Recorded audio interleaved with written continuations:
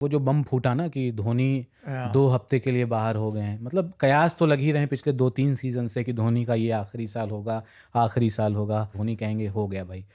तो क्या उसके आसार और पुख्ता होते नजर आ रहे हैं? मुझे भी ऐसा लग रहा है। देखिए, बहुत मुश्किल है ये कहना कि मैं इसके बारे में पहले भी चर्चा कर चुका हूँ। मैं धोनी को मिला था 23 में मिला था, तो 23 Okay. खेले थे मुझे, और उन्होंने मुझे एक हिंट भी दी थी कि 24 भी खेलेंगे, तो मुझे लगा 24 फिर उनका लास्ट होगा। पर 24 के बाद वो फिर आए ऑक्शन में, 25 भी 25 भी खेले, अब 26 भी खेल रहे हैं। तो भाई वो खुद ही डिसाइड करेंगे उन्होंने खेलना है नहीं। बट मुझे अगेन मुझे भी लग रहा है लास्ट सीज़न है, क्योंकि अब आप देखें 2 सीज़न ये हो गए। पिछला सीज़न भी वो एक ही टांग पे खेले, उनकी नी में इंजरी थी, वो लंगड़ा रहे थे काफ़ी बिल्कुल। टाइम। लोगों ने उनकी आलोचना की कि भाई नीचे क्यों बैटिंग करने आ रहे हैं। वो टैक्टिकल डिसीजन नहीं था, वो डिसीजन मजबूरी में लिया गया था, क्योंकि वो दौड़ नहीं पा रहे थे। तो जब दौड़ नहीं पा रहे थे वो उसी टाइम आते थे जहाँ सिर्फ हिट ही मारनी है, बिल्कुल। रनिंग बिटवीन द विकेट का कोई मकसद ही नहीं है। तो वो रनिंग विकेट चाहिए नहीं, या हिट आप करोगे आउट हो जाओगे। तो वो इसलिए आते थे जब 10-12 गेंदें रह जाती थी, है ना, तब तो एक ही अप्रोच होती है। तो वो उनको शायद तब भी एहसास था। बहरहाल वो ये सीज़न भी खेल रहे हैं। आई थिंक उनको ये लग रहा होगा कि यार 27 पे जाके बड़ा ऑक्शन होगा, तो 27 तक मुझे खेलना चाहिए, क्योंकि इतनी चेंजेस तो हम कर नहीं सकते। बट अब एक चीज़ चेंज हो गई। पहले तो मुझे लगा जब उन्होंने हामी भरी होगी 24 में, तो ये हम सोच के चले होंगे कि यार अब मैं या तो 24 से पहले आप पुल आउट कर लेते, 24 के बाद जो आपके ऑक्शन हुए है ना, 25, 26, 27 3 सीजन के, तो आप पुल आउट करते, क्योंकि आपको पता है बड़ा ऑक्शन तभी होगा। तो जब उन्होंने हामी भरी कि मैं करूंगा, यानी वो ये लेके चले कि मैं 27 भी खेल पाऊंगा।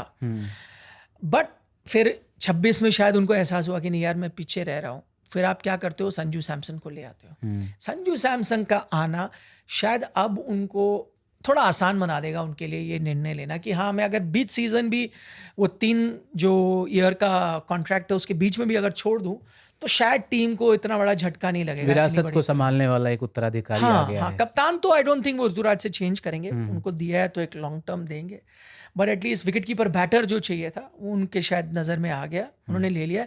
तो अब मुझे लगता है कि हो सकता है ये सीज़न, एक तो पिछला सीज़न हार्डली खेल पाए, इस सीज़न भी आपको पता है शुरुआत नहीं कर रहे। लोग कह रहे हैं 2 हफ्ते, लेकिन मुझे जो कुछ जानकारी मिल रही है हो सकता है 2 हफ्ते से ज़्यादा समय भी लग जाए उनको आने में। कई लोग तो मुझे बता रहे थे कि एंड ऑफ अप्रैल तक शायद वो आए। तो आपका मतलब आधा करीब सीज़न, आधे से ज़्यादा सीज़न चला गया होगा, या लगभग आधा सीज़न आपका चला गया होगा। तो उतना मिस कर जाना है ना, फिर वो शायद हो सकता है कुछ ही मैचेस खेले। तो कहीं ना कहीं मुझे लग रहा है कि ये सीज़न उनका लास्ट होगा। दूसरी बात, वो उस किस्म के खिलाड़ी है भी नहीं कि मतलब वो एक टेम्पलेट के तहत ही चलेंगे कि भाई हाँ ये मैच होगा, लास्ट होगा तभी वो करेंगे।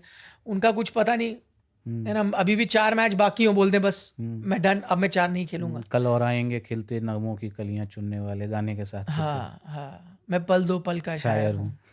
तो वो उनका बोल रहे एज ऑफ क्या था, जैसे उन्होंने क्या था 1700 आवर्स कंसिडर मी रिटायर्ड, है ना। तो वैसा वो कुछ कर भी सकते हैं एकदम ज़्यादा। बल्कि उस टाइम बड़ी दिलचस्प बात, जैसे अब पता चल रहा, उनके घर वालों, उनकी बीवी तक को पता नहीं था वो टेस्ट क्रिकेट से रिटायर कर रहे हैं। बताइए।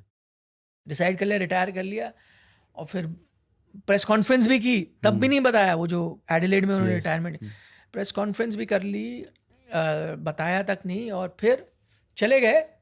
प्रेस कॉन्फ्रेंस करके चले गए, 1 घंटे बाद एक प्रेस रिलीज, तो तभी उन्होंने फ़ोन लगाया होगा बीसीसीआई को, भाई मैं ख़त्म, बीच टूर में। फिर विराट ने किए बाकी 2 test matches. Adelaide first test था उनका एज अ कैप्टन, जब 2 शतक भी लगाया। तो उनकी वाइफ तक को नहीं पता था, तो अभी भी किसी को क्या पता चलेगा।